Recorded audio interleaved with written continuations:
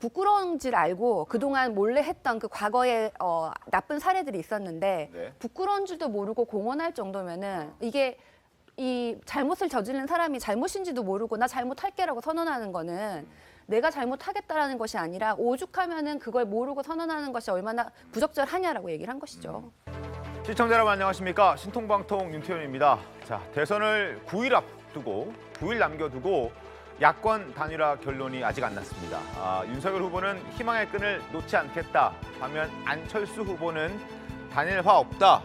이미 시한 종료됐다라고 버티고 있습니다. 그런데 단일화 논의가 폭로전 그리고 남탓 공방으로 흘러가는 분위기입니다. 어제는 윤석열 후보가 기자회견을 열어서 전권을 부여받은 대리인이 지난 3주 동안 협상을 했고 합의문까지 작성을 마쳤다라고 했지만 안철수 후보는 대리인에게 전권을 부여한 적도 없고 또 합의된 것도 없다. 이렇게 정반대의 이야기를 서로 하고 나왔습니다. 자, 누가 거짓말을 하고 있는 건지 한번 따져봐야 될 필요가 있을 것 같은데 양측의 진실 공방 잠시 후에 전문가들과 살펴보겠습니다. 한편 야권 단일화를 어떻게든 막아보겠다는 민주당은 안간힘을 쓰고 있습니다. 어젯밤 긴급의원 총회를 열어서 다당제 정치개혁안을 당론으로 채택했습니다.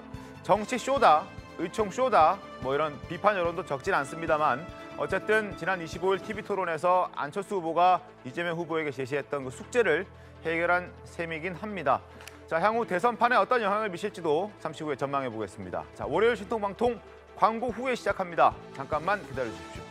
월요일 신통방통 시작하겠습니다. 대선까지 이제 9일 남았습니다. 10일도 남지 않았습니다.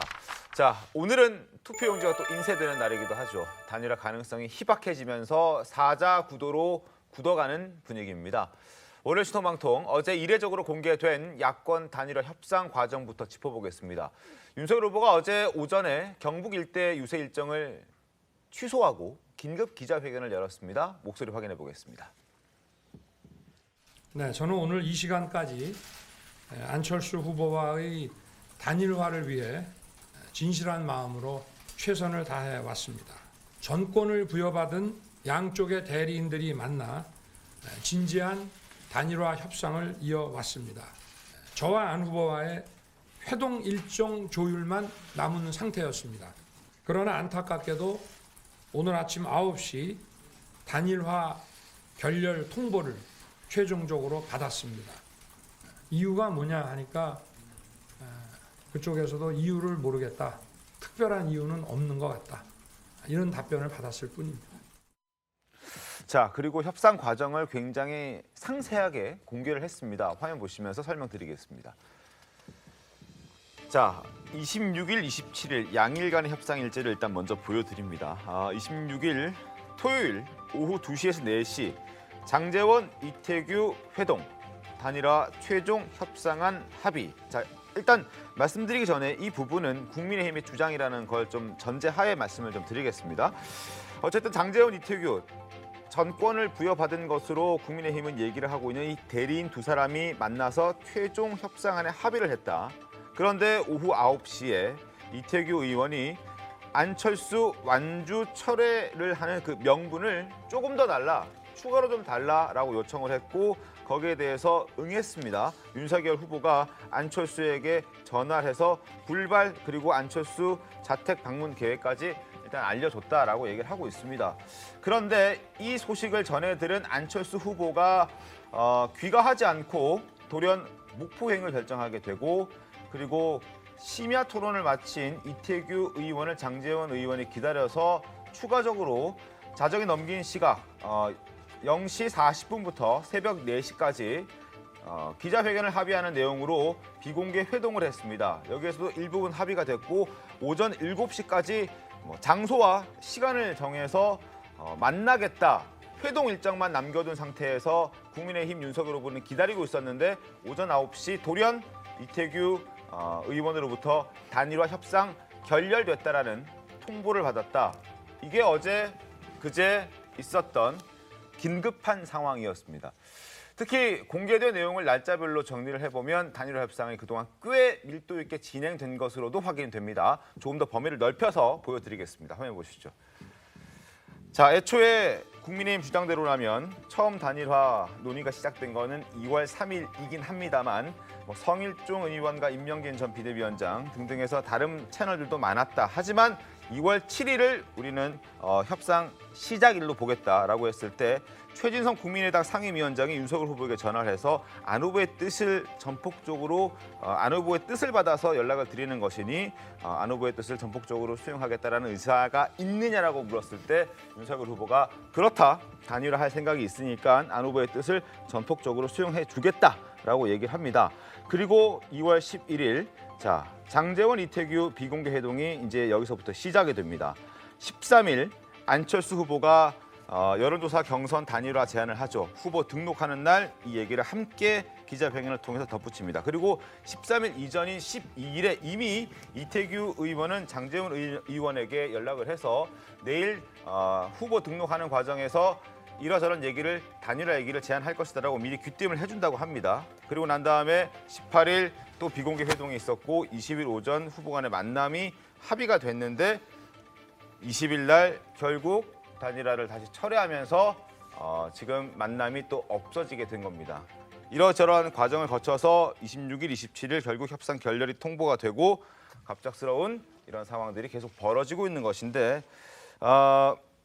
김재섭 위원님, 국민의힘 주장을 지금 저희가 좀 설명을 드렸습니다. 최종 합의안까지 나왔다는 게 국민의힘 주장인데 합의된 내용이 좀 어떤 게 있었습니까? 일단 그 국민의힘에서 이제 내세웠던 내용은 제가 이제 파악을 해보니까요. 네. 일단은 인수위부터 안철수 후보랑 협의해서 이제 같이 구성을 하는 걸로, 근데 네. 공동 운영을 하는 걸로 시작을 해서 조각, 그러니까 내각 구성을 할 때도 안철수 후보, 그다음에 국민의당과 같이 협의를 해서 진행을 한다라는 이야기가 있었고요.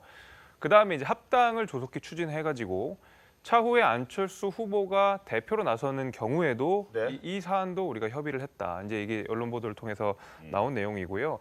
이후에 이제 정부를 운영하는 방식에 있어서 안철수 후보가 내세우는 것이 결국 대한민국을 과학기술 강국으로 만들겠다, 교육이 강한 나라로 만들겠다라고 이제 안철수 후보가 주장하고 계시는 거 아니겠습니까? 이제 그런 부분까지도 국정 운영에 적극적으로 수용을 해서 안철수 후보와 공동 정부를 운영하는 방식으로 윤석열 후보가 그것을 이제 합의를 했다. 그게 이제 구체적인 합의 아니다라고 이제 이야기가 나왔고요. 네. 사실 앞서서 이게 쭉 우리가 일지들을 쭉 봐왔을 때도 알 수가 있겠지만은 일단 이건 국민의힘 주장이라고 하더라도 사실 안철수 후보가 단일화를 제안한 이후에 국민의힘의 단일화를 제안한 이후에 꾸준히 물밑에서 지금 협상 과정들을 거쳐왔다라는 것이거든요. 네. 근데 갑자기 이제 이 단일화를 결렬이 되는 거에 관해서도 이제 국민의힘에서 굉장히 당황을 감추지 못하고 있는 상황입니다. 왜냐하면 부지런히 정말 협상을 했고 누구보다 간절한 마음으로 네. 이 단일화에 임한 것이 이제 윤석열 후보였기 때문에 네, 네, 네. 이렇게 갑자기 좀 결렬이 된 것이 개인적으로는 좀 안타깝다 이렇게 보고 있습니다. 알겠습니다. 국민의힘이 얘기하는 단일화 협상안 앞서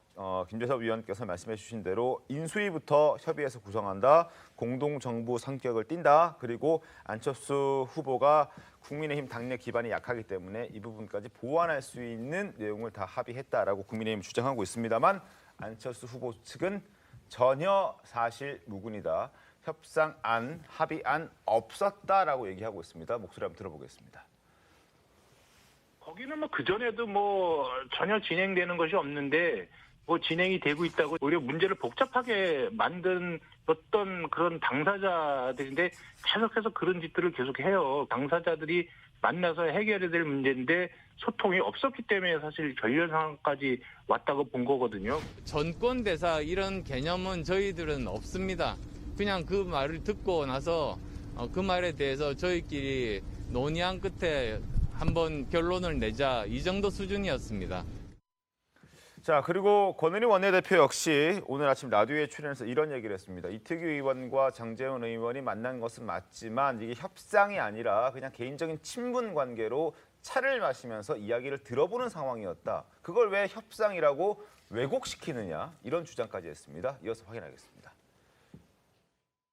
장제원 의원, 이태규 의원이 편하게 생각을 교류하는 과정에 있었던 부분들을 왜곡시켜서 전달했다라고 보고 있습니다. 장제원 의원이 생각하는 것이 무엇인지 차를 마시면서 들어보는 그런 상황이라고 이해하시면 될 것 같습니다. 안철수 후보한테 문자 보냈는데 보시라고 했고 또 안 후보가 봤다는 답까지 들었다. 설사 봤다라고 하더라도 예. 진정성을 가지고 안철수 후보를 사퇴시키겠다 그건데 네. 그런 진정성을 가진 사람과 안철수 후보가 무슨 만남을 가질 수 있고 무슨 이야기를 할 수 있겠습니까? 김윤 본부장님. 네. 일단 양측이 만난 건 맞다는 건 맞죠? 예, 사실 만난 건 맞는데 네. 그 협상이 아니다. 네. 그리고 합의된 거 없다.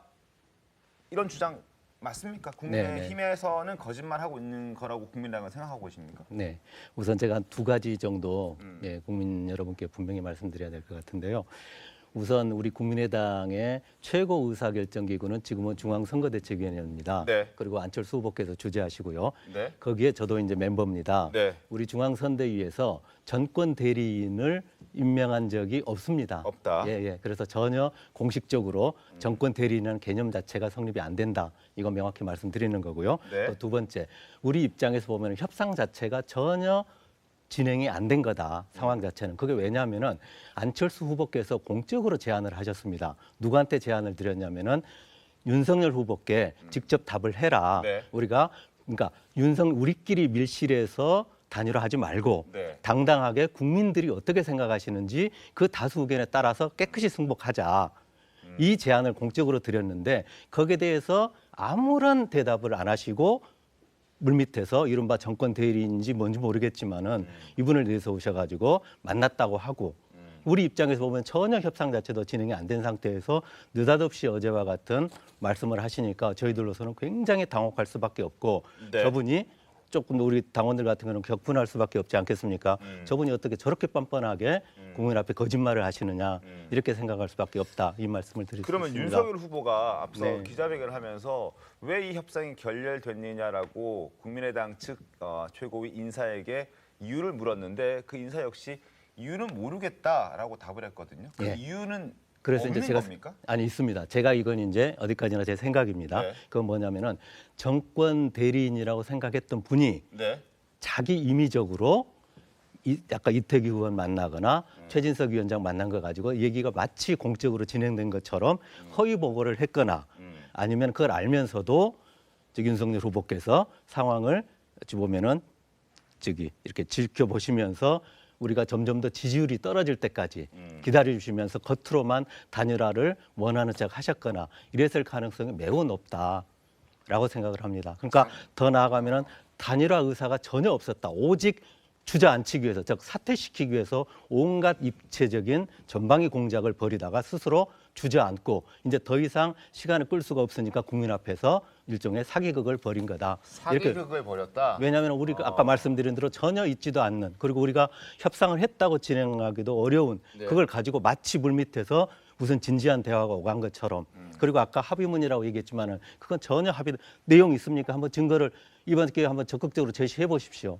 예. 무슨 합의문이 있는지. 그럼 우리가 생각하는 최소 합의문은 저도 기업 생활을 하고 여러 가지 해외에서 활동을 했습니다. 최소한 사인이 있어야 될 거 아닙니까? MOU라도. 그거 한번 제시를 하십시오. 그거 없는 상태에서 있다고 주장하는 것은 명백히 거짓말입니다. 알겠습니다. 김재섭 위원님. 지금 김윤 본부장께서는 장제원 의원이 전권 대리인이라는 이름으로 윤석열 후보에게 허위 보고를 했거나 아니면 윤 후보의 진정성이 없었거나 그래서 거짓 사기극을 했다. 이런 표현까지 사용을 하셨는데 어떻습니까, 국민의힘에서? 저는 그렇게 보지 않습니다. 왜냐하면 이제 안철수 후보가 처음에 이제 후보 등록한 날에 윤석열 후보를 향해서 단일화 제안을 하셨지 않습니까? 이제 거기에 대해서 윤석열 후보가 뭐라고 하셨습니까? 굉장히 환영을 하는데 방식에 있어서 우리가 좀 조율이 필요하다. 방식에서는 좀 동의하기 어렵다는 말씀을 분명히 드렸고, 자 그럼 후보 간의 단일화의 대의가 이미 어느 정도 형성이 된 겁니다. 네. 안철수 후보와 윤석열 후보 둘 다 단일화가 필요하다라고 공통된 의식을 갖게 되는 거거든요. 그럼 이제 방식의 차이가 있을 텐데 그 방식의 차이는 대부분 다 실무자들이 하는 겁니다. 저희가 오세훈 시장과 안철수 후보 간의 서울시장 단일화 했을 때도 후보 간의 단일화 협상이 되니까 나머지 실무적인 방식들은 그 방법에 대한 거는 실무진들끼리 협의를 했었거든요. 그래서 이제 장제원 의원이 전권을 부여받고 이제 윤석열 후보는 분명히 장제원 의원께 그 정권을 부여를 했습니다. 그래서 네. 장제원 의원이 협상에 나섰고 사실 지금 전권을 그러니까 국민의당 측에서는 전권을 부여받지 않았다고 했지만은 네. 실제로 그럼 거기서 나온 오간 말들은 도대체 무엇이며 그러면 거기서도 애초에 선을 그어줬어야 됐다고 생각합니다. 이태규 의원 같은 경우에는 이거는 내 의사일 뿐이지 네. 안 후보의 의사와 상관이 없다라는 식으로 중간에 아마 어느 정도 커트를 했다 그러면 이렇게까지 일이 커지진 않았을 거라고 저는 보고 있고요. 네. 사실 윤석열 후보가 처음에 안철수 후보의 단일화 제안을 받았던 그날에 안타깝게도 국민의당의 어떤 그 큰 사고가 한 번 있지 않습니까? 그래서 장례식장에서도 그런 단일화 얘기를 직접적으로 꺼내기가 굉장히 애매한 상황이었거든요. 그래서 정치적 도의에 따라서 우리가 장지에서 그런 얘기를 하는 것이 옳지 않다라고 해가지고 후보 간의 공감대만 갖고 나머지는 사실 실무자들이 추진하는 게 사실 정치적으로도 맞는 프로세스라고 저는 보고 있었거든요. 그런 의미에서 사실 저는 그러면 이제 안철수 후보는 단일화 협의는 됐다. 방식에 대해서는 국민의힘과 윤석열 후보가 동의하지 못한다. 그럼 그 이후에 실무자에게 권한을 주지 않고 그냥 가만히 있는 것은 그러면 안철수 후보는 단일화를 위해 어떤 노력을 했는가라는 저는 의문을 갖게 됩니다. 사실 그런 의미에서 이제 와서 사실 이건 전권이 아니었으니까 뭐 협상이 아니다. 2시부터 4시까지 티타임을 했을 뿐이다라고 하는 것이 사실 납득이 되는 일이냐 저는 그렇게 보지는 않습니다. 알겠습니다. 자, 최수영 네. 교수님. 일단 전권을 가진 대리인은 이태규 의원은 아니다라고 이태규 의원 본인도 직접 밝혔습니다. 그렇죠. 근데 새벽 0시 40분부터 그렇죠. 새벽 4시까지 3시간 20분을 대화를 하는데 전권이 없는 대리인이 과연 새벽에 왜 전권을 부여받은 장제원 의원과 협상을 했을까? 협상 아니더라도 왜 만나서 장시간 얘기를 했을까? 그 부분에 대해서는 좀 궁금하거든요. 지금 권은희 의원께서 얘기를 했잖아요. 뭐 차를 마시면서 얘기했을 뿐이지 협상은 아니었다. 근데 어떻게 저 말은 조금 설득력은 떨어져요. 왜냐하면 차를 마신 새벽 0시부터 새벽 4시까지 차 마시는 것을 우리가 그걸 뭐 그냥 한담이라고 할 수는 없잖아요. 분명히 어떠한 형식의 조율과 협상이었다고 우리가 보는 게 타당할 것 같은데, 자, 그러면 이 간극들이 왜 생겼느냐? 저는 3가지가 있다고 봅니다. 첫 번째가 일단 얘기한 안철수 후보가 윤석열 후보에게 요구한 게 있었죠. 자, 여론조사 방식. 그런데 이 논의 자체는 아예 없었다는 겁니다. 그러면 철저하게 말하자면은 이 국민의힘에서는 그냥 탑다운 방식, 후보가 결정해서 그냥 내려가자라는 거고, 이쪽에서는 좀 무언가 실무협상단에서 조율을 해가지고 방식들 여러 가지 플랜 A, 플랜 B를 가지고 후보끼리 만나게 해줘야 한다. 그런 것들이 상충되는데 그런 게 전혀 조율이 안 된 것이 제가 파국의 원인이라고 보고, 두 번째는 이 전권을 특임했다는, 정권을 주었다는 이 사람들에 대한 성격에 대한 규정이 서로가 명확하지 않았고 완전히 다른 생각, 한 테이블 두 생각이었다라는 게 이제 또 두 번째고, 세 번째는 말하자면은 안철수 후보가 분명한 이제 이야기를 했는데 그 윤석열 후보가 답을 하는 형식이 무언가 안철수 후보 쪽에 설득력을 좀 주지 못했다라는 3가지가 결국 지금 오늘 같은 파국을 불러왔는데, 그럼에도 불구하고 저는 선거란 건 확장의 개념이기 때문에 저는 그럼에도 불구하고 지금 양 후보들의 말을 들어본다 그러면은 아직 단일화의 여지는 조금은 남아있지만 물론 남아있지만 이제 시간이 물리적으로 3, 4일밖에 남지 않았기 때문에 이 부분에 대한 간극을 어떻게 이 3가지 장애물을 치우고 가느냐가 이제 관건이 될 것 같아요. 알겠습니다. 자, 안철수 후보 무시당했다라는 얘기를 하고 있습니다. 윤석열 후보에게 공개 제안했는데 왜 공개 답변하지 않느냐, 왜 밀실에서 얘기하고 공개적으로는 말이 없느냐, 이런 얘기를 하고 있는데, 윤석열 후보도 안철수 후보와 연락하기 위해서 문자도 보내고 전화통화도 시도했는데 제대로 안 됐다라는 입장을 거듭 밝히고 있습니다. 두 사람의 엇갈리는 목소리를 한번 들어보겠습니다. 제 제안을 받은 윤석열 후보는 일주일이 지나도록 바타부타 아무런 대답이 없었습니다. 이미 거의 열흘 정도 전에 제안을 했고 거기에 대해서는 철저하게 무시를 당했습니다. 제가 국민의당 최고위 인사와 통화를 해서 저의 분명한 의사를 전달하기도 하고, 또 여러 차례 우리 안 후보께 전화 통화를 시도도 하고 또 문자 메시지로 제 입장을 전달하기도 했습니다. 지금 이거 보세요. 이거 누군지 모르겠어요. 계속 전화가 옵니다.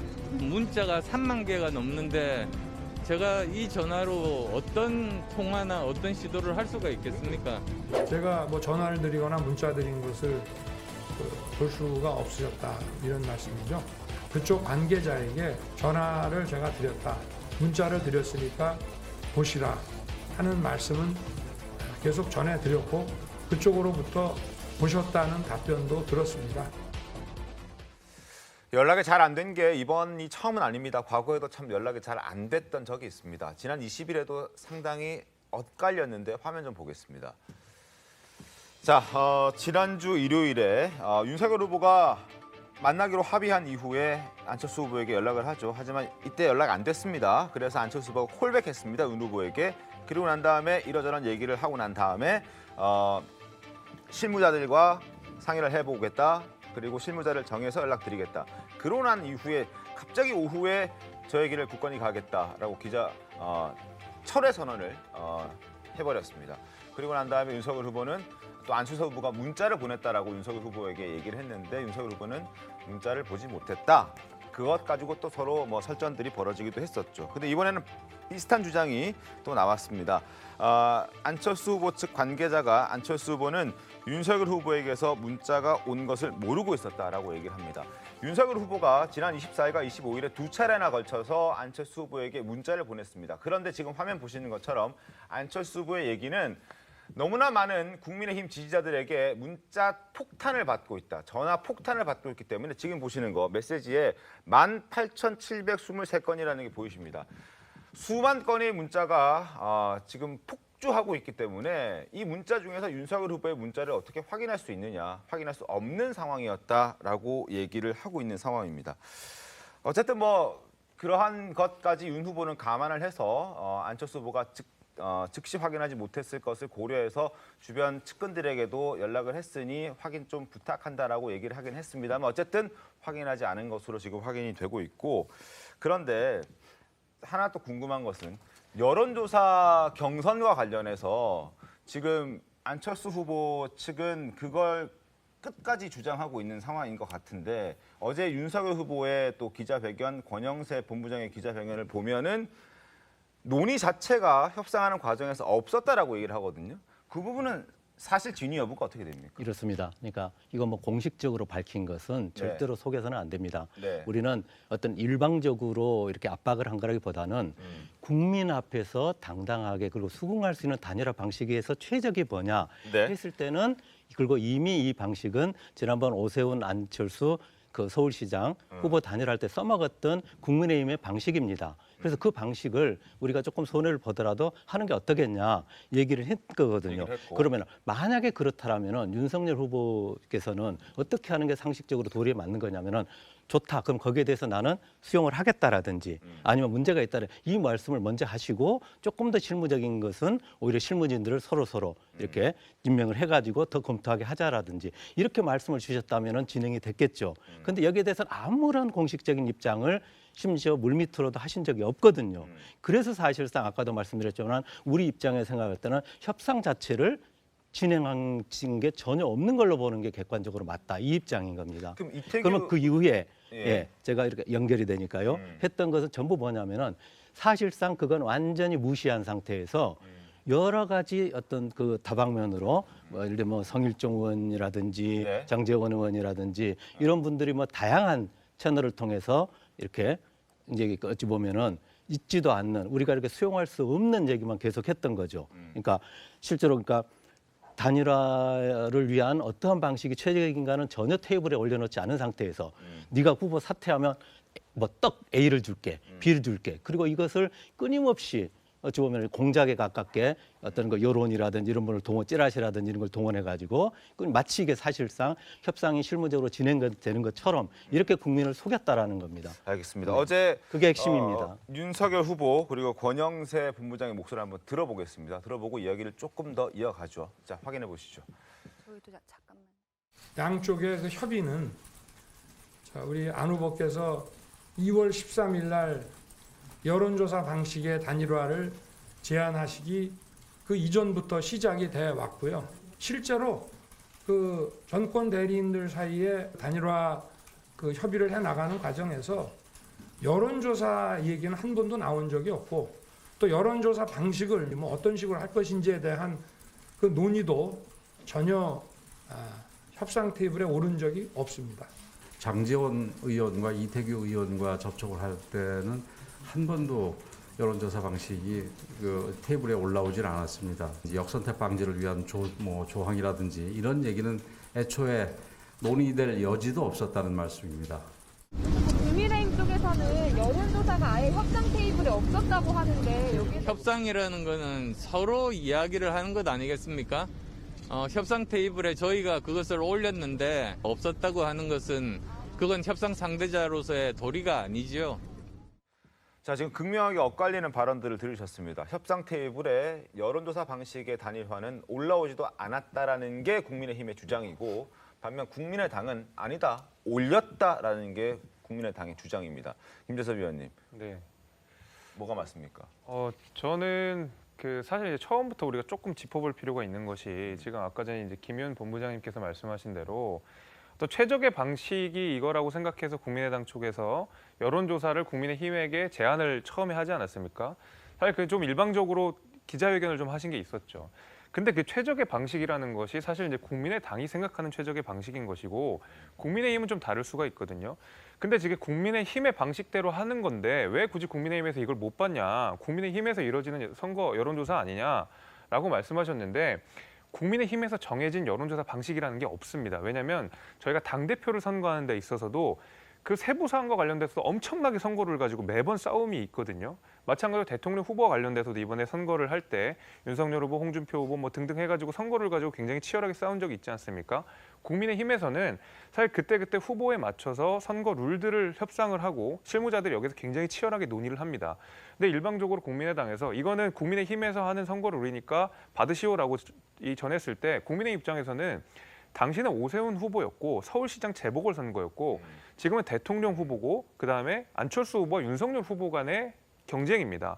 오세훈 후보에서 썼던 그 선거 여론조사 방식을 가지고 와서 이거는 국민의힘 거니까 받으십시오라고 하는 것이 국민의힘에서는 굉장히 납득하기 어려운 부분이 분명히 하나가 있는 것이고요.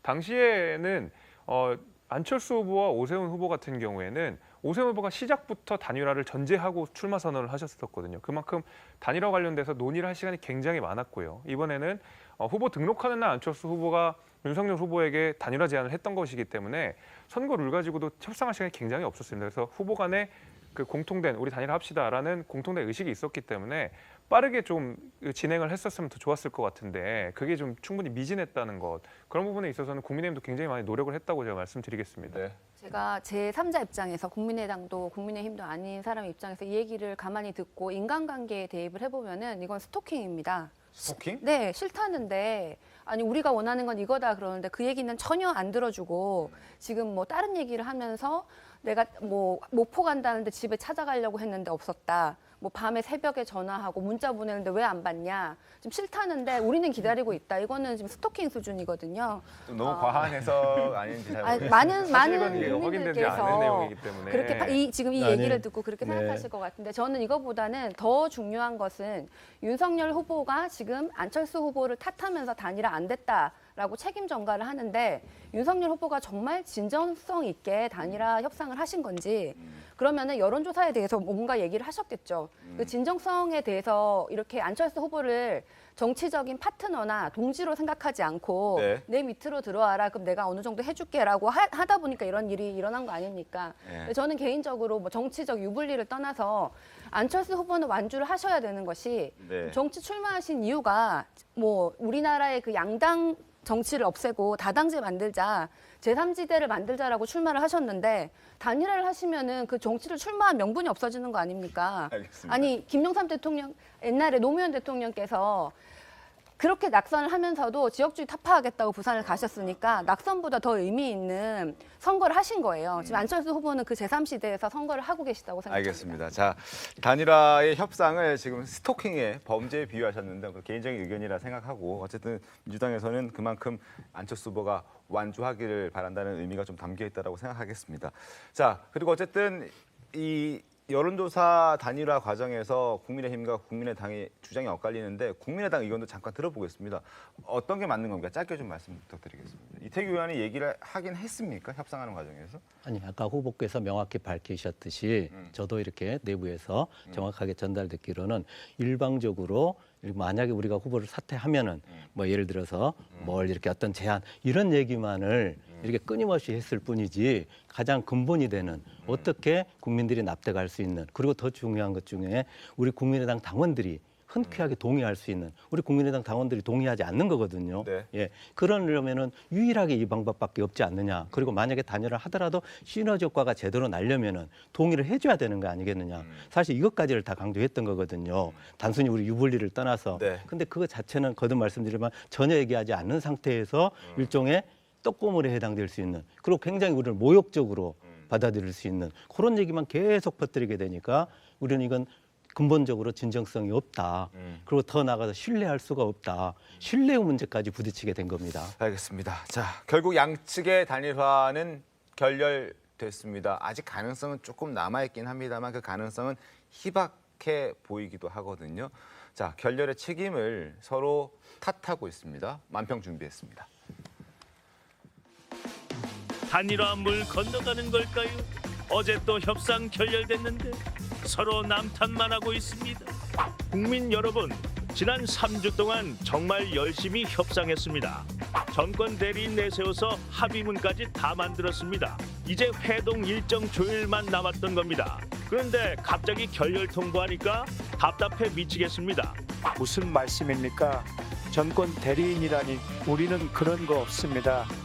그냥 가서 만나보라고 한 겁니다. 그리고 여론조사 얘기는 왜 안 하는 겁니까? 무시합니까?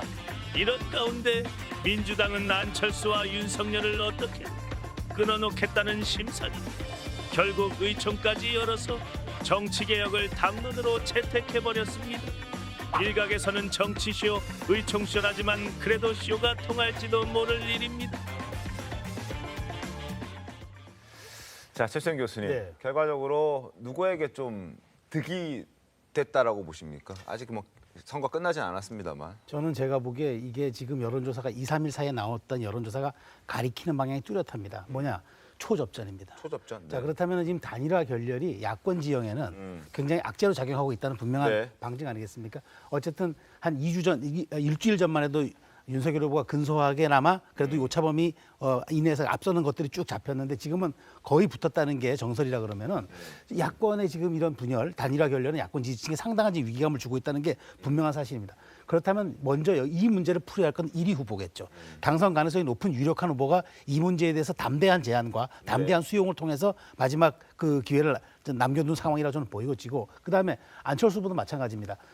안철수 후보가 그랬습니다. 이번 시대 교체도 중요하고 정치 교체 다 중요하지만 정권 교체도 중요하다고 얘기를 했어요. 네. 자, 그렇다면은 정권 교체를 지금 목전에 둔 상황에서 야권의 분열이 어찌됐건 정치적 책임을 누구 나중에 공방을 탓하기 전에 본인이 그동안 1년 동안 4.7 재보궐선거 때부터 얘기했던 이 지형에 대해서 마치 본인이 어쨌든 일정 부분 책임을 가지고 윤석열 후보의 귀책 사유를 돌리더라도 그럼에도 불구하고 일정 책임이 있다는 것은 앞으로의 정치 상황, 중도 정치를 하는 건 좋으나 그럼에도 불구하고 야권 지지층 55%의 정권 교체 여론을 다 수렴하지 못했다는 또 하나의 비판에 직면할 수도 있기 때문에 저는 그래도 아직까지는 그러니까 우리 사전 투표가 지금 남은 시간이 한 3, 4일 되기 때문에 그 사이에서 두 후보가 정말 어떤 우리가 생각할 어떤 경계를 뛰어넘는 상상력의 영역이니까 담대한 제안을 통과 담대한 회동을 통해서 저는 마지막談判 가능성을 통해 풀을 여지 남아 있으나 아까 얘기했던 세 가지 장애물을 어떻게 제거할 것이냐 이게 관건인 것 같습니다. 알겠습니다.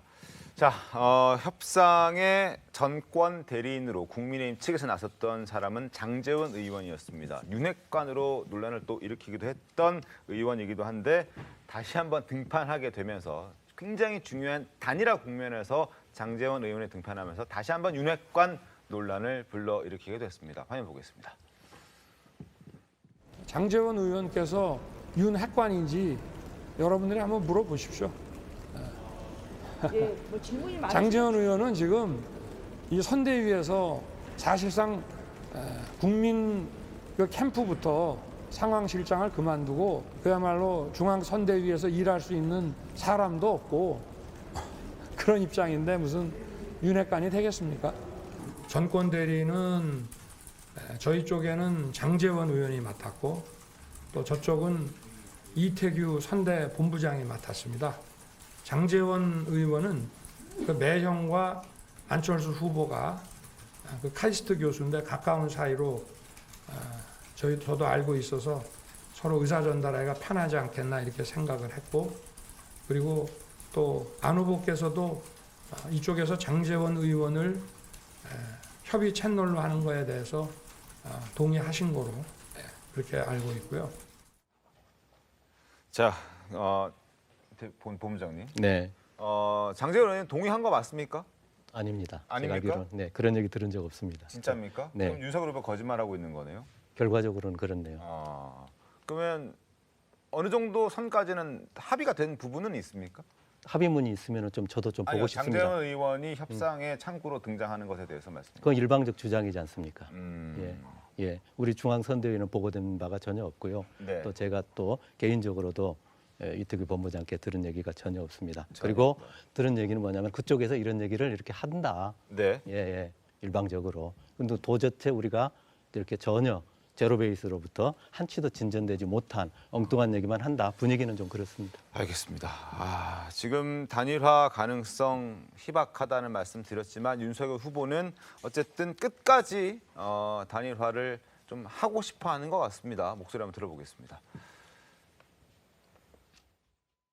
제가 지금까지 단일화에 대해 공개적으로 언급하지 않은 것은 단일화 과정에 도움이 되지 않고 후보 단일화를 간절히 바랬기 때문이었습니다. 지금이라도 안 후보께서 시간과 장소를 정해 주신다면 지방에 가는 중이라도 언제든지 차를 돌려 직접 찾아뵙고 안 후보와 흉금을 터놓고 얘기를 나누고 싶습니다. 안 후보님의 화답을 기다리겠습니다. 국민들의 열망인 정권 교체를 위한 야권 통합에 저는 희망의 끈을 놓지 않겠습니다.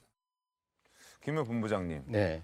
단일화 협상에서 윤석열 후보는 어쨌든 저렇게 강력하게 요구를 하고 있는데 안철수 후보가 일단 거부하고 있는 형국이지 않습니까?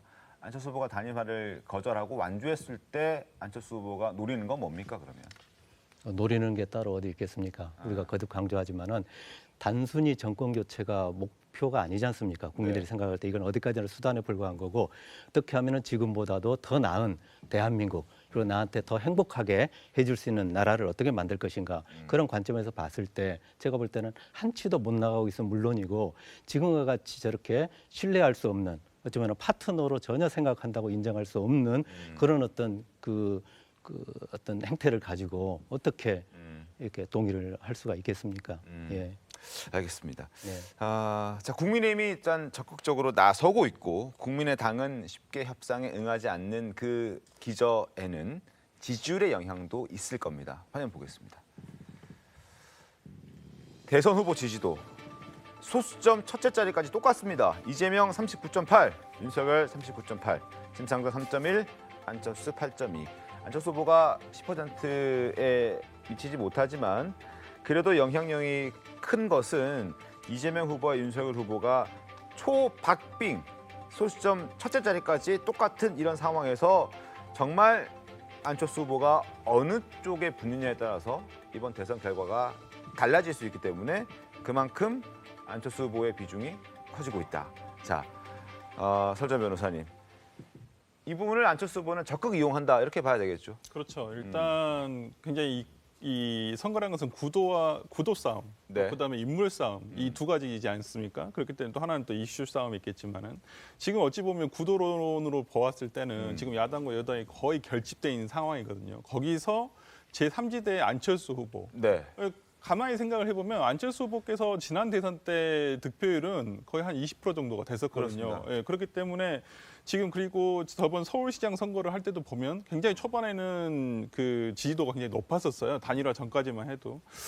제가 봤을 때는 그렇다고 한다면 제3지대를 응원하는 또 안철수 후보의 장점을 보는 어떤 지지율은 어느 정도 제가 봤을 때는 존재한다고 봅니다. 지금보다도 지금 여론조사에 잡히는 어떤 지지율보다는 더 나올 수, 실제 득표율은 더 높을 수도 있다라고 생각을 들고 어찌 보면 선거 비용 보전을 받을 수 있는 퍼센티지까지도 충분히 득표가 가능하다라고 보거든요. 그런 면에서는 안철수 후보 같은 경우는 지금의 상황에서 정권 교체를 외치시지만 대인에 있지만은 어저께도 울산 유세에서도 말씀하셨다시피 정권 교체를 해서 국민들에게 더 나은 것이 있어야지 진정한 정권 교체가 아니겠느냐. 어떤 무능한 지도자를 뽑아서 국민에게 해가 되는 정권 교체는 진정한 정권 교체를 볼 수 없다. 네. 그렇게 얘기를 했거든요. 그러면서 윤석열 후보에 대해서 뭐 간접적으로 이렇게 조금 뭐 비판을 했고, 실제 이번 그 단일화 과정에서 그러니까 생각을 해보시면 안철수 후보는 의사이기도 하고 과학자이기도 해요. 그러면 명확하게 자기의 조건을 제시를 했단 말이에요. 이거에 대해서 대답을 해달라. 두 가지 조건이었어요. 여론조사 경선 방식, 그다음에 윤석열 후보의 직접 대화. 이 두 가지를 간단하게 받으면 되는 문제였어요. 근데 지금 국민의힘에서 어저께 얘기한 내용을 보면 뭐 정권 대리인이 있다느니 여러 채널을 통해서 있다느니 윤석열 후보가 직접 하지도 않고 또 여론조사 경선 방식에 대해서는 아예 없었다고 얘기를 하거든요. 그렇다고 한다면 아예 받지를 않았다는 거예요. 그렇기 때문에 안철수 후보가 지금 이러한 구도론에서 자신의 역할을 해가면서 또 완주를 한다면 그 다음에 스텝이 충분히 있을 수 있는데 완주를 못하게 된다면 그 다음에 정치 생명이 과연 이어질까, 국민들로부터 계속 지지를 받을 수 있을까, 이 부분에 대해서 상당히 고려를 많이 했을 걸로 생각됩니다. 알겠습니다. 자, 이렇게 야권 단일화 결렬 소식에 지금 표정 관리하는 쪽은 민주당입니다. 이재명 후보와 함께 민주당은 표정 관리를 하고 있는데 준비된 만평을 좀 보겠습니다. 안 후보님 갑자기 이러시면 곤란합니다. 다 합의하지 않았습니까? 무슨 소리입니까? 저는 보고받은 게 없습니다. 지금이라도 다시 만납시다. 안에 시간 없어요. 이 후보 저것들 봐봐요. 우리 한시름 덜었습니다. 그렇습니다. 단일화 될까봐 걱정 많이 했는데 말입니다. 이제 대선까지 9일 남았습니다. 단일화해도 의미가 별로 없어요. 이미 국민들은 윤석열이랑 안철수랑 싸운 것만 기억할 겁니다. 이 후보님은 표정 관리만 잘 하십시오. 지지율도 거의 다 따라잡았으니까 이제 해볼 만해졌습니다. 네, 알겠습니다. 정권 연장 가입시다. 자, 이재명 후보는 안철수 후보에게 끊임없이 함께하자, 같이 가자 러브콜을 보내고 있습니다. 급기야 지난 금요일 TV토론회에서는 안철수 후보에게 정치개혁 의지를 보여주겠다 호언장담했습니다. 목소리 들어보시죠. 비례대표제도 좀 확대하고 위성정당 금지시키고 법으로 제3당도 얼마든지 존재할 수 있는 그런 나라 만들어야 된다고 생각하는데, 우리 안 후보님은 어떻게 동의하시죠? 뭐 본인이 주장하시던 거니까. 제가 그 당 내부의 사정을 그래도 다른 분에 비해서 비교적 잘 아는 편이긴 합니다만, 과연 의총을 통과할 것인가, 저는 그게 키라고 봅니다. 제가 당론으로 확정해서 의총에서 결정될 수 있도록 제가 보여드리도록 하겠습니다. 의총을 통과할 것인가, 그게 키다, 이렇게 얘기를 안철수 후보는 했는데 어제 민주당이 긴급의원총회를 열어서 통과시켜버렸습니다. 화면 보시죠. 반성의 말씀을 드립니다. 단순한 선거용이 아니라 이재명 후보는 또 저희 민주당은 이번 대통령 선거를 단순한 정권 교체를 넘어서 통합적인 국민 정부를 만들어 보자는 충정에서 나온 것이다, 이렇게 말씀을 드리겠습니다. 이 선거에서 이재명 후보가 승리하면 이 과정에서 타 후보의 도움이 있었냐 없었냐를 따지지 않고 통합 내각과 정치 개혁을 위한 실천을 반드시 해나가겠다, 이렇게 약속드립니다. 설정환 변호사님, 저렇게 속전속결을 할 수 있었으면 진작에 해야 했다라는 비판도 있습니다. 네, 맞습니다. 그냥 그런 내용에 대해서 뭐 충분히 이제까지 비판했었죠. 뭐 왜 이제까지 안 하고 있었냐. 그러니까요. 선거 9일 앞두고 하느냐, 뭐 이런 비판. 네, 뭐 그렇지만은 이제 뭐 윤호중 원내대표의 말씀도 있었다시피 뭐 예를 들어서 이거 선거용이라고 부정하지는 않습니다. 예, 당연히 그렇지만은 지금 어찌 보면 국민의힘의 어떤 갈라치기 선거 전략, 뭐 이대남이라든지 뭐 여러 가지 뭐 페미니스트라든지 여성을 또 갈라치기 이런 전략 에 반대해서 어떠한 이재명 후보의 전체적인 통합 가치, 그러니까 민주당뿐만 아니라 다른 정당 정치 세력에게도 어떠한 능력 있는 사람이라고 한다면 자기는 데려와서 정말 유능한 모습을 가질 수 있는 사람, 유능한 어떠한 실력을 가지고 있는 사람은 그 능력을 발휘하게끔 하겠다라는 것이거든요. 거기에 연장선상이라고 보고, 거기에 민주당으로서는 상당히 또 어찌 보면 정치 권력을 배분하는 게 네. 권력은 독점을 하고 싶은 것이지 나눠주고 싶은 것은 아니거든요. 그렇지만은 민주당이 어저께 긴급부총을 통해서 이러한 어떤 통합의 정치를 해가겠다라고 하는 어떤 선언을 함으로써 이것이 그냥 단순히 선언이 아니라 네. 아마 대선 이후에 뭐 승패의 결과를 다 떠나서 아마 그 민주당으로서는 다당제 정치의 어떤 길을 가겠다라는 것을 선언한 것이라고 볼 수 있습니다. 알겠습니다. 자, 윤호중 원내대표 역시 일각의 그런 비판, 선거용 아니냐는 이 비판, 뭐 굳이 부인하지는 않았습니다. 목소리 한번 들어보시죠. 네. 시점 때문에 당연히 선거용으로 볼 수밖에 없지 않겠습니까?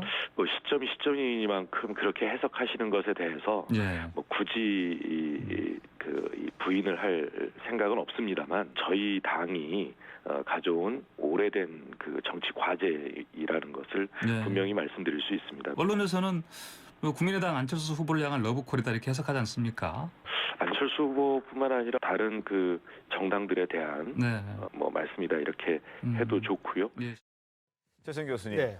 어떻습니까? 어제 긴급의총 예상하셨는지, 그리고 어떻게 좀 보셨는지 궁금하네요. 그러니까 민주당이 절박하다는 건 분명해 보입니다. 그러니까 사실 민주당이 지난번 2020년 총선 때 그때 이제 그 정의당 다 동원해가지고 선거 때 통과시켜놓고 그다음에 불리하니까 국민의힘이 했다고 해가지고 위성정당 만들어서 바로 하지 않았어요? 안철수 후보가 그걸 지적한 거죠. 도대체 내가 믿을 수가 있겠느냐 했는데 어쨌든 어저께 저렇게 실행력을 보여줬는데 민주당에서는 선거 전략의 일환이라고 봅니다. 그러니까 반윤석열 텐트로 고립시키기 위해서 이른바 진영연합을 가져오려고 저 정치개혁안을 꺼낸 것 같은데 저는 저게 장기적으로 보면 대한민국의 정치 체제를 바꾸는 바람직한 법안인데 저렇게 하루아침에 저렇게 이부자리 접듯이 저렇게 급하게 해가지고 야당과 협의 한 번 없이 저렇게 한다? 저게 과연 얼만큼 국민이 진정성 갖고 보겠느냐. 그리고 선거 9일 남겨놓고 이재명 후보가 한번 그런 말도 했는 적이 있는데 필요하다면 패스트트랙 동원해서 통과시켜야 한다라고 얘기했는데 저거는 패스트트랙에 통과시켜야 될 법안인지 전 그것도 한번 얘기 듣고 싶은데 어쨌든 이제 9일 남았어요. 그래서 국민들이 이렇게 조급증에 가진 선거 전략이 과연 대한민국 장래 정치 개혁과 비전에 얼만큼 도움될까 합리적인 잣대로 판단하지 않으실까 생각합니다. 네, 최진 대변인. 네, 저는 민주당이 좀 반성해야 된다고 생각합니다. 이런 정치 개혁에 대한 아젠다는 많은 국민들이 이미 공감하고 계실 겁니다. 왜 우리가 이번 선거에서 과도한 네거티브를 하고 서로 이렇게 비방전에 간 것도 사실 우리 정치 시스템이 승자 독식 구조고 네가 죽지 않으면 내가 죽는다라는 시스템이지 않습니까? 그래서 이 다당제라든지 대표성, 다양한 그 집단의 대표성이 약하고 이런 문제 제기가 계속되어 있었는데 민주당이 이거를 정치 교체 아젠다를 가지고 있으면서도 지난번 총선 전에도 연동형 비례제를 설계를 해놓고는 사실은 세밀하지 못하고 정교하지 못했기 때문에 국민의힘이 먼저 위성정당을 만들었지만 우리도 만들 수밖에 없는 그런 상황을 만든 거 아닙니까? 민주당이 사실은 이제서야 하는 거는 반성해야 된다고 생각합니다. 그럼에도 불구하고 이 필요성에 대해서는 많은 분들이 공감하실 거고 안타까운 건 우리가 선거 때도 안 하면 도대체 이런 큰 아젠다를 언제 하겠습니까? 그래서 이번에만큼은 그 진정성을 좀 알아봐 주시고 안철수 후보를 포함해서 모든 후보들이 진정성을 알 것이라고 보고요. 다만 우리가 뭐 표정 관리하고 있다, 뭐 단일화가 호재다라고 하시는데 그런 것만은 아닙니다. 지금 여론조사 보면은 오히려 단일화하면은 윤석열 후보가 더 낮게 나온다는 여론조사도 어제 봤거든요. 그래서 지금 단일화가 호재가 아니라 민주당이 지금 뭐 이기고 있다는 여론조사도 별로 없기 때문에 굉장히 절실하고 표정 관리하고 있을 상황은 아닙니다. 알겠습니다. 자, 민주당에서는 이런 얘기들을 하고 있지만 신뢰를 잃었다는 측면에서 사실 정의당, 그다음에 국민의당 후보들은 싸늘한 반응을 내놓고 있습니다. 목소리 한번 확인해 보시죠. 저희한테 무슨 같이 하자 그런 얘기 하실 필요도 없다. 정치 개혁을 위해서 모든 것을 보태서 헌신했는데 제가 그것을 배신한 게 문제지 않습니까?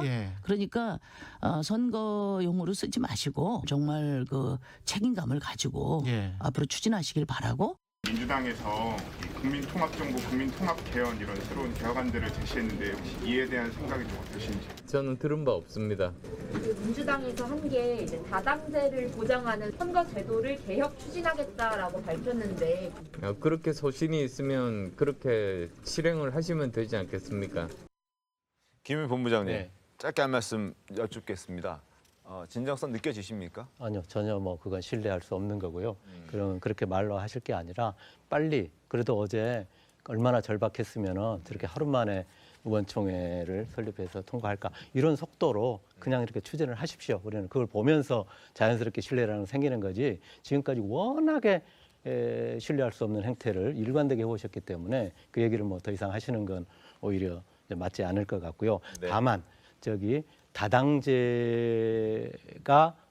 중심이 돼야 되고 또 국민 통합을 이룰 수 있는 그런 하나의 정부여야 된다 하는 기본적인 방향에 대해서는 저희하고 뭐 똑같은 그런 어떤 입장이기 때문에 그런 차원에서 우리가 묻지 말고 알아서 좀 빨리빨리 제대로 했으면 하는 바람입니다. 내용은 이해는 되지만 예. 행태는 썩 신뢰하긴 힘들다. 썩이 아니고 제가 볼 때는 뭐 지금까지 한 번도 신뢰를 한 적이 없으니까. 알겠습니다. 네. 제가 어저께 부산에 현장 이제 지역 유세를 다니고 또 지역구에 있었는데 원래 그 이재명 후보의 구호가 이재명은 합니다 이지 네. 않습니까? 근데 어제 의총을 통과하자마자 다들 이재명은 진짜 하는구나 이렇게 얘기를 하셨거든요. 알겠습니다. 그래서 신뢰를 좀 주셔도 좋을 것 같습니다. 알겠습니다. 대선 이후에 상황을 좀 지켜보면서 그때 다시 한번 많은 분들이 신뢰를 할지 말지 결정하지 않을까 싶습니다.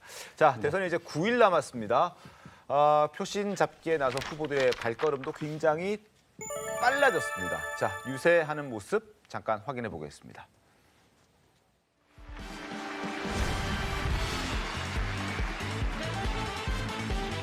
삼 년 만에 저희가 경기도에 130조 원 투자 유치했습니다. 부산에 그 정도 했으면 부산 지금은 날라가고 있을 겁니다. 디비전될 겁니다. 그렇지 않습니까, 여러분?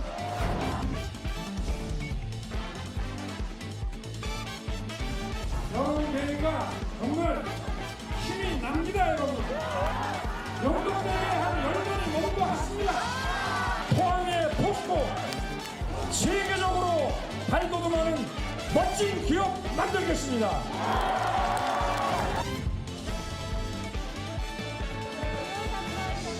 적정방송 시대를 통해서 대가를 유지하는 것이 저희의 미래고 저희의 경쟁력이라고 생각합니다.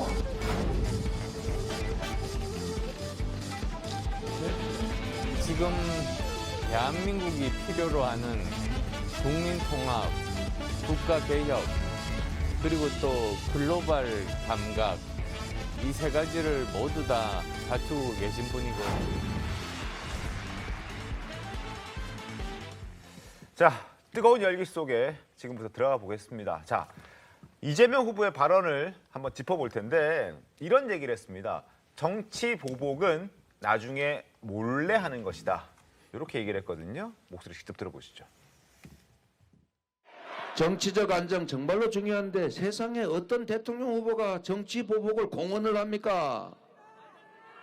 그래 하고 싶어도 꼭 숨겨놨다가 나중에 몰래 하는 거지. 세상에 대놓고 국민을 대체 뭘로 보는 거겠습니까? 지금도 이런데 진짜 대통령 되면 어떤 일이 벌어질까요?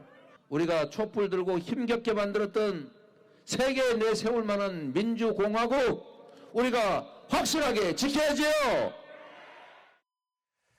자, 저 발언을 듣고 윤석열 후보를 지지하겠다고 선언한 이낙연 선대위원장 측근이죠. 정운현 전 국무총리 비서실장이 이런 얘기를 했습니다. 확인해 보시죠.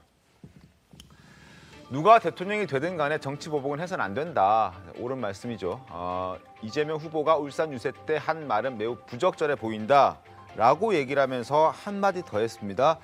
결국 저 얘기는 나중에 본인이 몰래 정치 보복을 하겠다는 이야기 아니냐라고 얘기를 했거든요.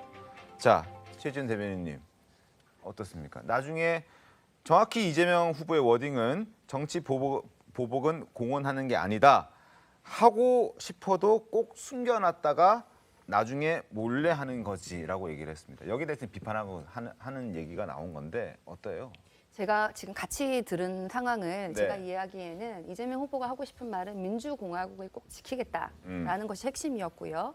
정치 보복을 몰래 하겠다는 것이 아니라 몰래 하는 사람도 있는데 네. 그것도 잘못됐는데 몰래 하는 것도 아니고 대놓고 국민에게 공언을 하는 정도면은 얼마나 이 사람은 심각한가 라는 얘기를 한 겁니다. 그래서 정치 보복 공언한 것에 대한 비판을 한 것이지 몰래 하겠다고 얘기한 것이 잠깐만요. 아닙니다. 그러면 공언했다는 얘기는 반대로 정치 보복이 아니다로 해석될 수도 있는 여지가 있지 않습니까? 정치 보복을 공언한 사람이 몰래 이게 부끄러운 줄 알고 그동안 몰래 했던 그 과거의 나쁜 사례들이 있었는데 네. 부끄러운 줄도 모르고 공언할 정도면은 이게 이 잘못을 저지른 사람이 잘못인지도 모르고 나 잘못할게라고 선언하는 거는 내가 잘못하겠다라는 것이 아니라 오죽하면은 그걸 모르고 선언하는 것이 얼마나 부적절하냐라고 얘기를 한 것이죠. 예, 김재섭 의원님. 과거에 이재명 후보가 이제 성남시장 시절이었던 걸 기억하는데 당시 이제 그 문재인 그 대통령의 적폐 수사 관련된 적폐 청산 관련된 내용이 있을 때 이런 게 적폐 청산이라 그러면 몇 번이고 해야 된다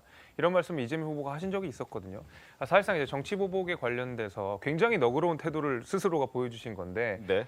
꼭 숨겨놨다가 해야지 뭐 이거 대놓고 하는 게 어디냐라고 하는 것이 이재명 후보의 과거의 말을 비춰보게 되면 본인은 지금 숨겨놓고 있다라고 얼마든지 해석이 가능한 일인 거죠. 왜냐하면 그 전에 그런 얘기를 하신 적이 있었거든요. 이런 거라면 얼마든지 해도 된다. 권력은 잔인하게 쓰는 거다. 냉혹하게 쓰는 거다. 이런 말씀 많이 하셨지 않습니까?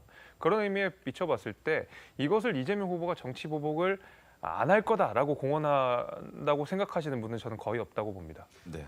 저는 정말 짧게 하면 정말 위험한 발언 지적하고 싶은 게 두 가지 문제점이 있습니다. 첫 번째는 이재명 후보가 정직하지 못하다는 얘기를 한 겁니다. 그거 정치인은 정직해야 합니다. 특히나 대통령이 이런 어떤 사법 처리라든가 이런 부분에 대해서는 국민 앞에 정직하게 자기의 입장과 자기의 철학으로 평가받는 게 마땅하지 숨겨놓고 할 거 자식이 문제할 게 아닙니다. 두 번째, 법 앞에 평등해야 한다는 헌법 정신을 위배했습니다.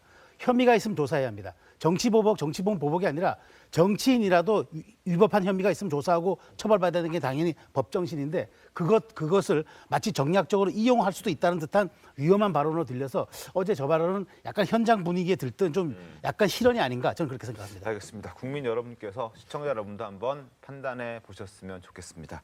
다음 이야기 가겠습니다. 대장동 개발 특혜 의혹의 핵심 인물인 남욱 변호사 검찰 조사에서 했던 진술이 주목을 받고 있습니다. 어떤 내용의 진술이 있었는지 화면 보겠습니다. 지난해 10월 먼저 보여드릴 내용은 지난해 10월 남욱 변호사의 검찰 조사 진술 내용입니다. 가만히 생각해 보니까 내가 한국에 일찍 들어왔으면 여당의 후보가 바뀌었을 수도 있겠다. 남욱 변호사 지난해 10월 18일 들어왔는데 10월 10일에 이재명 후보가 경선 통해서 이제 민주당 후보로 선출이 됐거든요. 그랬더니 검사가 이거 무슨 말이냐? 그랬더니 내가 하는 말이나 그리고 정모 변호사, 정모 회계사의 녹취록이 이런 것들이 일찍 공개가 되었다면 아마 후보가 바뀌었을 수도 있지 않겠느냐라는 생각이 들어서 드리는 말씀입니다. 라고 얘기를 한 겁니다. 어떻습니까, 손전 변호사님? 저는 이제 이 부분에 대해서 지금 지금 피신 조서가 아마 공개가 됐다라고 봐요. 검찰 피신 조서 공개가 된 것 같은데 이거 좀 전문을 봤으면 좋겠어요. 여기 부분만 따가지고 본다고 한다면 남욱 씨의 말이 본인이 오히려 스스로 자신의 진실성을 부인한다고 볼 수 있거든요. 왜냐하면 남욱 씨 지금 우리가 국민들이 다 아시다시피 미국에서 한국 들어올 때 또 JTBC에서 뭐 거의 한 2박 3일 동안 같이 거의 동행해서 같이 들어오지 않았습니까? 그때 기자하고 담배 피우면서 하는 얘기가 그거였습니다. 이재명 지사 10년 넘게 찔러봤는데도 뭐 꿈쩍도 안 한다. 그랬거든요. 뭐 그리고 이제 그 전에 지난주에 좀 논의가 좀 화제가 됐었습니다만은 이재명 지사한테 돈을 주려고 하는데 이게 안 먹히니까 유동규를 통해서 하려고 했었다. 뭐 아니면 뭐 다른 의원을 통해서 하려고 했었다. 뭐 이렇게 하는 본인의 말이 있거든요. 그렇기 때문에 그냥 모르겠습니다. 이게 검사가 어떤 질문에 대한 어떤 혐의점에 대해서 질문을 한 거에 대해서 답변이 있었는지 모르겠습니다만은 이 내용만 가지고 뭐 어떤 대장동의 이재명 후보가 연루가 됐다든지 뭐 이런 부분은 아직 뭐 수사 과정이기 때문에 뭐 사실이 아니고 약간 뭐 근거가 없는 저 내용이라고 봅니다. 그러니까 남욱 변호사의 저 워딩만 따로 떼보면 뭐 해석에 따라서 생각이 다를 수 있죠. 이제 진짜 문제가 있어서 그렇게 얘기를 했을 수도 있고 아니면은 문제의 사실 여부랑 상관없이 관련성과 상관없이 지금 이렇게 돌아가는 이슈들을 보니까 아마 적어도 논란이 됐고 그 논란이 선거에는 영향을 주진 않았을까라는 본인의 개인적인 생각을 얘기했을 수도 있기 때문에 저 부분은 지금 서주원 변호사님 말씀해 주신 대로 전문을 봐야 뭔가 정확히 알 수 있을 것 같은데 어쨌든 저 내용이 나왔기 때문에 저희가 소개를 좀 해드립니다. 자, 그다음에 또 다른 워딩도 살펴보겠습니다. 자, 화면 보시죠.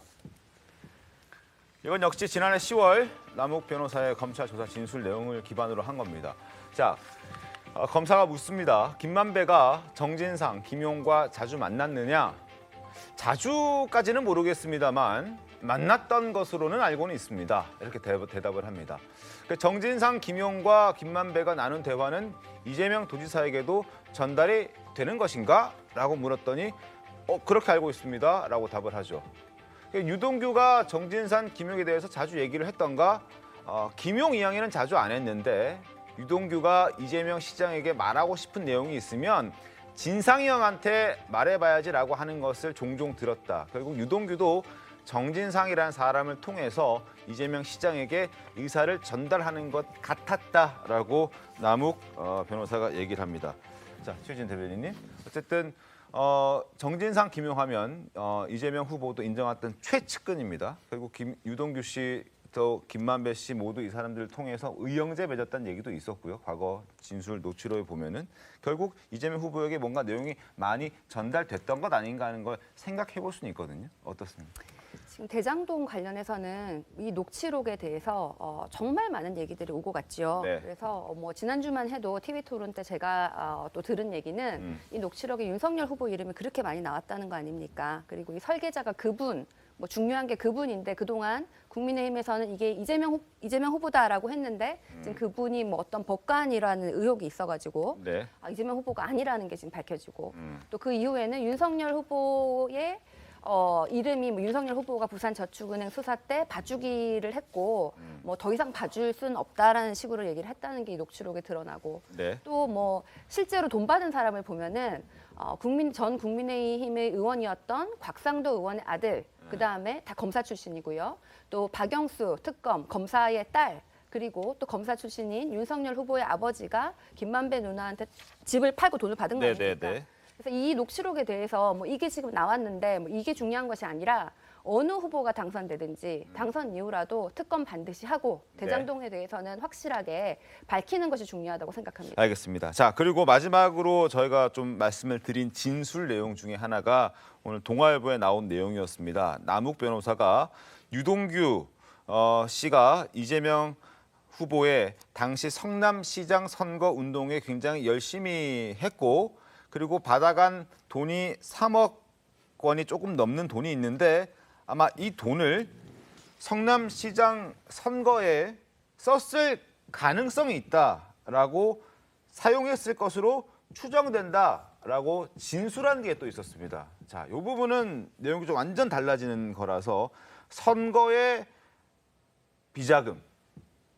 자, 굉장히 심각한 문제로 비화될 수 있습니다. 자, 최수영 교수님. 그럼요. 이거는 사실 당선 이후에도 만일 이게 사실이라 그러면은 이거는 선거법 위반 소지가 분명히 있는 거고 이게 실정법 위반이기 때문에 이건 상당히 뭐 이 발언이 오늘 그냥 쏟아져 나왔습니다만은 정말 이거에 대해서 당선 이후라도 대통령 물론 소출을 받지 않습니다만 이 부분에 대해서는 사실 본인이 쌓아왔던 정치적 치적에 대한 논란이 될 수 있기 때문에 이 부분은 사실 확인이 굉장히 중요할 것 같고 만일 사실이다 그러면 후폭풍도 만만치 않을 것 같다는 생각이 듭니다.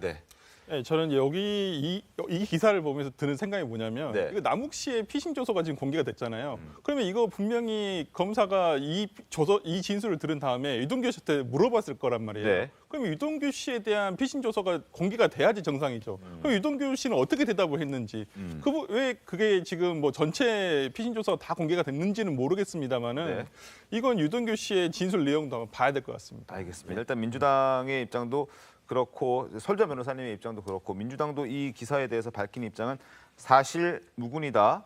수사 결과를 좀 지켜봐야 된다는 입장이니까 저희가 이 내용을 뭐 구체적으로 말씀드릴 수 없는 게 일방적인 남욱 씨의 주장만 지금 나와 있기 때문에 조금 더 추가적으로 확인이 되는 게 있으면 그 부분에 대해서 또 충분히 반론 담아서 다시 한번 말씀을 드리겠습니다. 자, 남욱 변호사의 검찰 진술 녹취록 내용 관련해서는 여기서 좀 정리를 하겠습니다.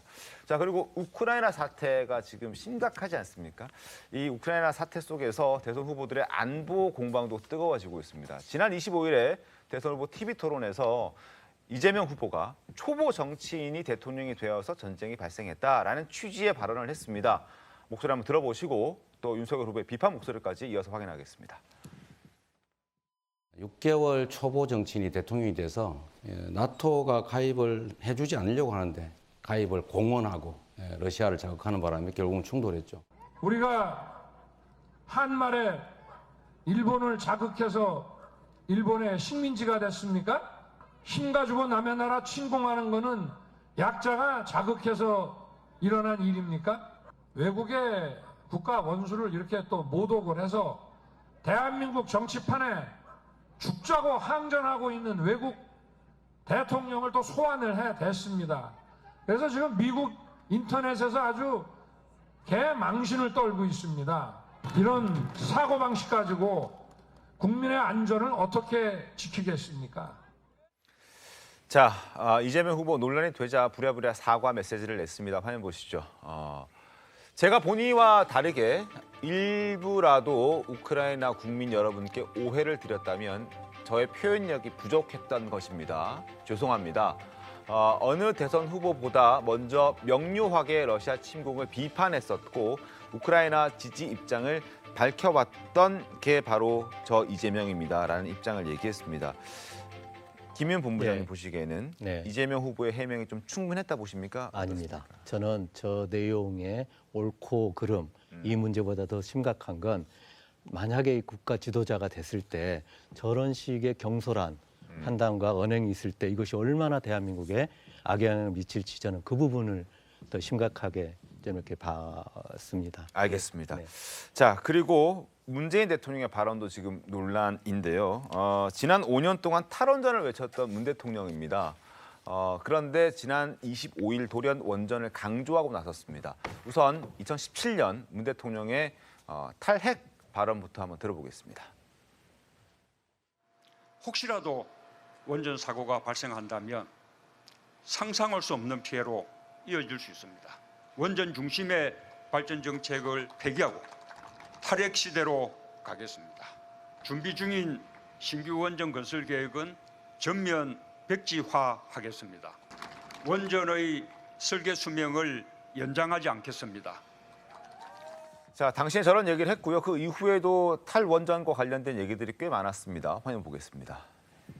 자, 2017년 6월 19일 탈원전 거스를 수 없는 시대의 흐름이다. 탈핵 시대로 가겠다. 그리고 2018년 4월 월성 1호기 영구 가동 중단 언제 결정할 계획이냐. 이 발언 때문에 백운규 전 장관 경제성 조작 혐의로 지금도 수사 중입니다. 자, 그리고 2020년 5월 추가 원전은 필요 없다. 불필요하다. 그랬던 문재인 대통령이 2022년 들어서 한국의 원전 기술 세계 최고 수준의 경제성과 안정성이 있다.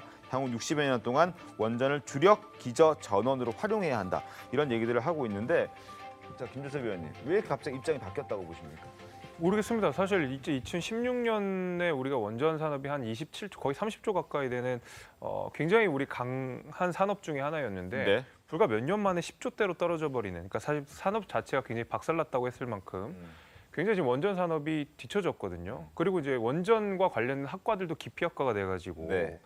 실제로 우리 원전 산업이 우리나라에서 내세울 수 있을 만한 굉장히 강한 원전에 강한 나라, 기술 강국 이런 게 있었는데 탈원전 기조를 사실 문재인 정부 들어서 계속 유지를 했었단 말입니다. 그러다 보니까 아무래도 산업 자체도 위축됐는데 사실 이제 와서 이런 식으로 나온다고 하는 것이 다시 원전을 복구를 해야 된다고 말씀하시는 것이 누가 납득이 되겠습니까? 당장 우리가 전기료 같은 것도 겨우겨우 억제를 해놨는데 앞으로 선거 끝나면서 전기료 올릴 인상 예정이 있다는 거 아니겠습니까? 이제 그런 의미에서 제 생각에는 뭐 이 전기료라든지 여러 가지 이슈들이 이제 폭발적으로 계속 국민들의 불만들이 있다 보니까 아무래도 이제 와서 사실 이거를 이야기를 했는데 이미 산업 자체가 많이 망가진 상황에서 5년 만에 이 얘기를 하신다는 것이 저는 개인적으로 납득하기가 굉장히 어렵습니다. 최진 대변인, 이게 선거 의식한 발언이라는 비판도 있습니다. 사실입니까? 그럴 수 있을 것 같습니다. 저는 장기적으로 우리가 깨끗한 신재생 에너지로 가야 되는 그 방향성은 여전히 존재하고 그렇게 가야 된다고 생각을 합니다. 네. 그 원전에 대해서는